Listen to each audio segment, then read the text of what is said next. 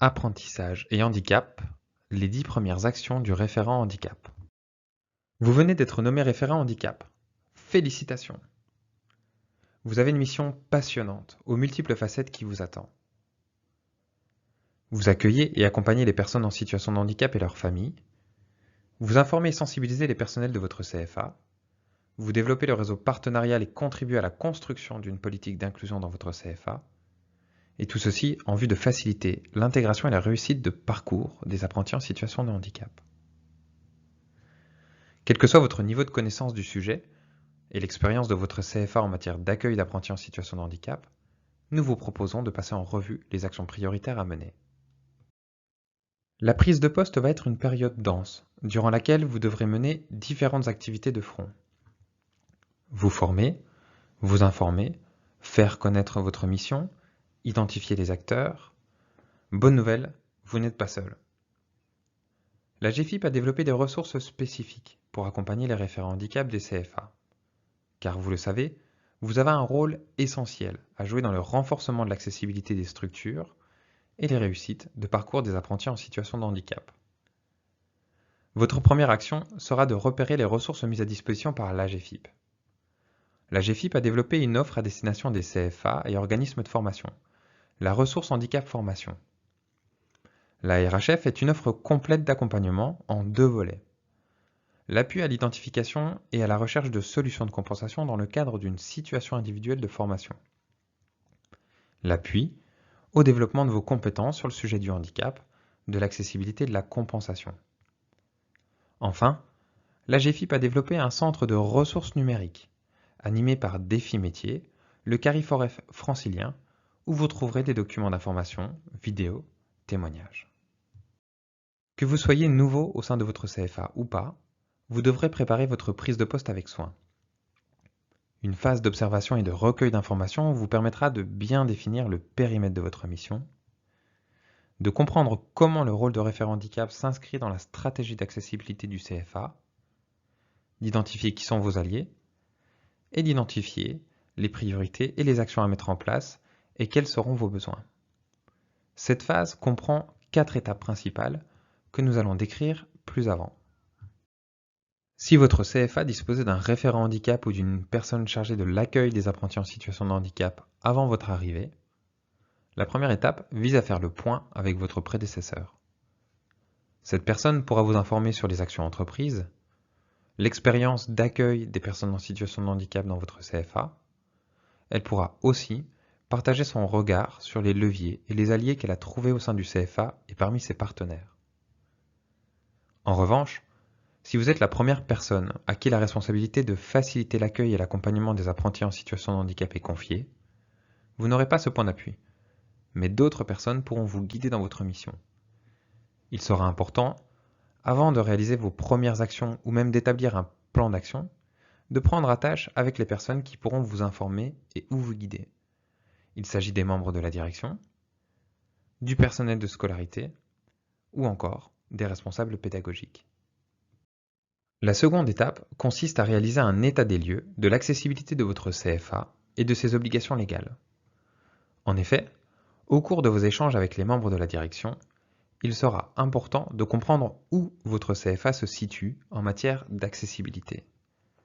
Par exemple, vous pourrez vous renseigner sur la politique handicap du CFA, les pratiques d'accueil et d'accompagnement des apprentis en situation de handicap, ou encore les actions de communication au sujet de l'accessibilité et de l'accueil des personnes en situation de handicap, faites auprès des personnels du CFA, auprès des apprentis ou des candidats et de leurs familles, et auprès des structures partenaires, à la fois celles qui orientent vers le CFA, celles qui peuvent apporter une aide et une information, et enfin, auprès des entreprises qui recrutent les apprentis. Pour plus d'informations sur ce sujet, n'hésitez pas à vous référer aux capsules suivantes. La capsule Apprentissage et handicap, ce que vous devez impérativement savoir. La capsule Les obligations des organismes de formation et des CFA en matière d'accueil des personnes en situation de handicap. En fonction de l'état des lieux de l'accessibilité de votre CFA, il s'agira, en troisième étape, de comprendre les objectifs de votre équipe de direction. L'équipe de direction devra vous exposer de façon claire ses objectifs en matière d'accessibilité et d'accueil des apprentis en situation de handicap. Voici quelques questions que vous pouvez poser en ce sens. Quel est le projet de l'équipe de direction en termes d'accessibilité? Quels sont les objectifs spécifiques de votre CFA? Dans quelle mesure l'équipe de direction est prête à dédier des moyens à la mission handicap dans votre CFA? Quels sont les leviers et quelles sont les limites? Pour aller plus loin, consultez la capsule Accompagner l'équipe de direction dans la mise en place d'un plan d'action handicap. Enfin, la dernière étape consiste à réaliser un état des lieux de l'accueil des apprentis en situation de handicap. Il est probable que les personnes susceptibles de vous informer soient au service de la scolarité. Pour répondre à vos interrogations, vous aurez besoin de savoir combien de personnes en situation de handicap sont accueillies à chaque rentrée, quels personnels ont été impliqués dans l'accompagnement de ces personnes en situation de handicap, quelles situations ont été rencontrées, quelles ont été les adaptations mises en place, les réussites et les difficultés.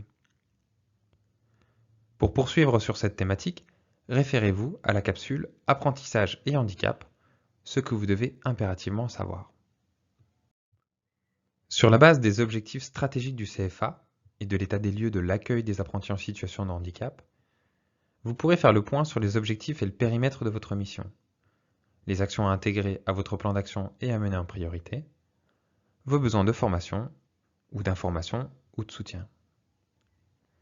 Selon le niveau de maturité du CFA en termes d'accessibilité et les objectifs stratégiques de l'équipe de direction, votre rôle de référent handicap sera également déployé selon des modalités variées. Il sera important de définir ces modalités ainsi que le périmètre de votre mission. Aurez-vous un temps dédié à l'exercice de la fonction de référent handicap? Si oui, quel sera-t-il? Existe-t-il un lieu dédié à la mission handicap? Est-il ouvert aux apprentis et au personnel du CFA? Aurez-vous du temps et des ressources pour vous former? Qu'attend de vous la direction de façon très concrète? Des actions de sensibilisation? Une contribution à la politique d'accessibilité? Un accompagnement individuel des apprentis? En lien avec votre direction et sur la base des informations que vous aurez recueillies, vous pourrez élaborer un plan d'action. Ce document sera votre feuille de route et devra inclure des liens entre les actions proposées et les objectifs stratégiques de votre CFA, des données repères sur lesquelles vous basez pour justifier les priorités définies et mesurer les progrès accomplis au cours de votre mission, des informations concernant le caractère prioritaire de certaines actions, ou encore des repères calendaires. Quel que soit votre niveau de connaissance du handicap et de l'apprentissage, vous aurez également des besoins de formation, car ce sont des domaines en constante évolution. Par exemple, vous devrez rester à jour des évolutions législatives. Vous devrez aussi vous informer au sujet d'innovations pédagogiques qui pourront être pertinentes et sécuriser les parcours de vos apprentis. En fonction de votre parcours, des objectifs du CFA et des priorités d'action, vous devrez définir vos besoins d'information et de formation pour comprendre l'écosystème d'acteurs, pour mieux connaître les obligations des CFA en matière d'accessibilité, pour mieux comprendre les conséquences de certaines situations de handicap sur la formation ou encore pour apprendre à mieux accompagner les apprentis en situation de handicap. Pour commencer, vous pouvez piocher au gré de vos besoins parmi les différentes capsules proposées sur ce site. Pour aller plus loin, la GFIP a développé un programme complet de professionnalisation des acteurs et en particulier des référents handicap des CFA. Une partie de votre fonction consiste à informer, sensibiliser, communiquer avec différents interlocuteurs, que ce soit les apprentis et parfois leurs familles, les équipes pédagogiques, les autres personnels du CFA ou encore les partenaires du CFA. Il sera important de préparer vos actions de communication vers ces différentes personnes. Dans un premier temps, il s'agira d'être identifié et de permettre à ces personnes de savoir qu'il y a un référent handicap au sein même du CFA et de comprendre dans quelles circonstances elles peuvent faire appel à vous, de vous repérer en tant que référent handicap et de savoir où et comment prendre contact avec vous si nécessaire. Pour plus d'informations, n'hésitez pas à consulter les capsules suivantes. La capsule Accompagner la sensibilisation en interne, la capsule Avoir le réflexe handicap, détecter les situations, encourager la parole, Ou encore, la capsule détecter les situations de handicap non reconnues par les reconnaissances d'un handicap non reconnu à une personne et sa famille et accompagner vers la reconnaissance. Vous voilà prêt à considérer la façon dont vous pouvez accompagner les apprentis en situation de handicap qui sont inscrits dans votre CFA cette année. Vos premières actions avec ces personnes consisteront à accueillir chaque apprenti et identifier avec lui ses besoins, à repérer les situations de handicap non déclarées et à communiquer avec les équipes pédagogiques pour savoir si elles ont mis en place des adaptations et si d'autres interventions sont nécessaires. Vos premières actions dépendront de ce qui a déjà été mis en place au sein de votre CFA, du niveau de maturité de ce dernier et des équipes, des objectifs de votre équipe de direction, des moyens qui seront mis à votre disposition et des besoins des publics qui sont accueillis. Le rôle de référent handicap comprend de multiples facettes. Pour l'apprenti en situation de handicap, il est le visage humain du CFA, la personne vers qui se tourner pour toute question relative aux adaptations à mettre en place dans le cadre de sa formation et à son intégration professionnelle. Pour l'entreprise, il est l'interlocuteur privilégié en cas de besoin. Pour les équipes pédagogiques, il est la personne ressource. Pour l'équipe de direction, il est le garant du respect des obligations légales du CFA. C'est à travers toutes ces fonctions que vous faciliterez la réussite des apprentis et c'est un rôle passionnant. Vous aurez besoin de soutien pour maîtriser pleinement toutes ces dimensions. N'hésitez pas à mobiliser la GFIP et en particulier la ressource handicap formation, qui peut vous accompagner de diverses manières, pour mettre en place des solutions de compensation à des situations individuelles, pour répondre à vos besoins de formation. Pour aller plus loin, nous vous invitons à consulter le centre de ressources numériques de la RHF, ainsi que les autres sources d'informations mises à votre disposition en dessous de cette vidéo.